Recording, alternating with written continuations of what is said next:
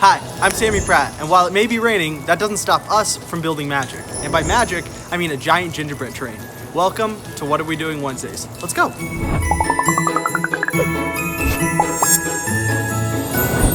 This week, we're working on some of our giant props for our train ride attraction, Sweet Street. Sweet Street is an immersive train ride that takes you through the world of candies and sweets. The gingerbread train will be a focal point in Bakery Boulevard. When designing and building a prop like this, you really have to think about how a train would be constructed in a bakery. Gingerbread for walls of the train, gumdrops for buttons, frosting for cement, peppermint for wheels, and of course, this train couldn't be complete without a candy cane smokestack. Not only does this train look tasty, guests will actually be able to smell the scent of gingerbread from the smokestack as they pass by it. Well, I don't know about you, but this train is making me awfully excited for Christmas. Thanks for joining us, and we'll see you all soon.